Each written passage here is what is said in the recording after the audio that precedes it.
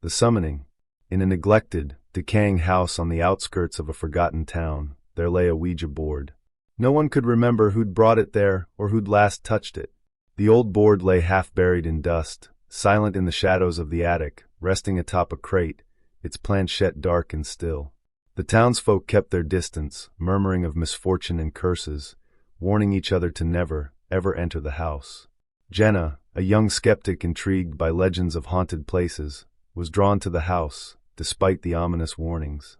Halloween seemed the perfect night for her to test the limits of her disbelief, so she set out with a flashlight, her phone, and the thrill of what she hoped would be a thrilling, spine-tingling experience. The night was silent as she walked the winding path up to the house, a crumbling two-story relic with windows like empty eyes, staring into the moonless night. The door opened with a slow, shuddering creak, and Jenna entered, her flashlight casting a small beam into the darkness. The air was heavy and stale, thick with the scent of rot and mildew. There was something else, too, a faint metallic smell like rusted iron. She explored the rooms cautiously, feeling the air grow colder with each step. Finally, she found the narrow staircase leading up to the attic, the very place where the Ouija board waited. The steps groaned under her weight as she ascended, and with every step, the feeling of dread intensified. The attic was suffocating, the air thick with a chill that seemed to seep into her skin.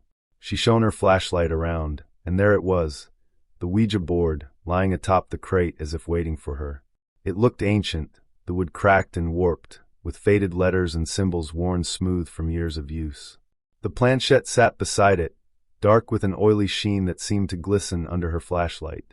Despite the cold knot of fear twisting in her stomach, Jenna knelt down and set the board in front of her.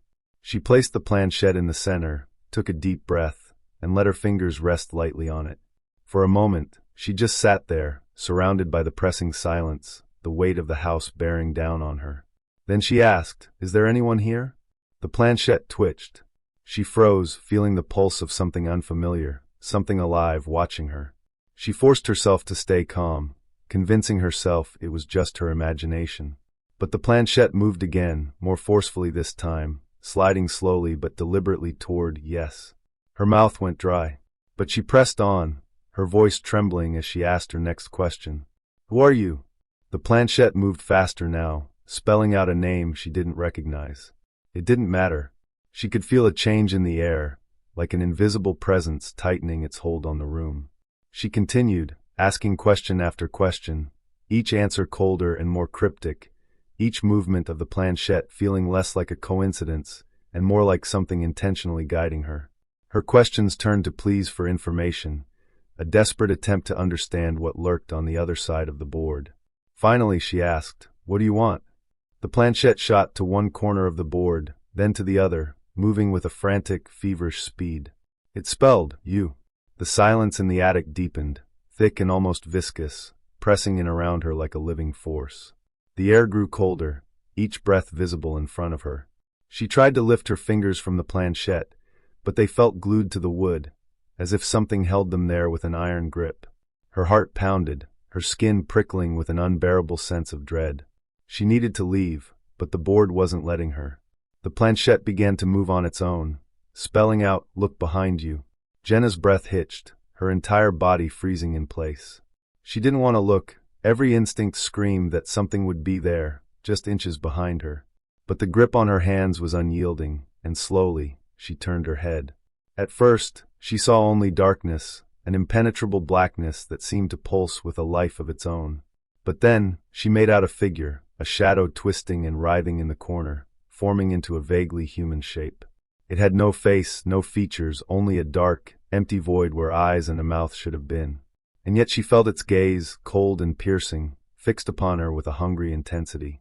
The shadow began to move toward her, stretching and twisting, taking slow, deliberate steps. She tried to scream, but no sound escaped her throat. The figure loomed closer, its darkness spilling across the room like ink, swallowing the light. She felt her chest tighten, her heart hammering as if it might burst. The smell of iron grew stronger, filling her lungs until she thought she might choke on it. The shadow extended one of its tendrils toward her, brushing against her skin with a sensation that was both freezing and burning. She yanked her hand back, desperate to break free, but her fingers remained locked to the planchette, trapped by an invisible force.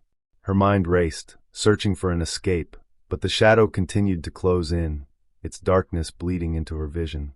The planchette started to move again, spelling out words she could barely focus on as her terror mounted. Stay. Forever. Panic consumed her. She tried to wrench her hand free, but the grip held tight, as if the board itself were determined to keep her there.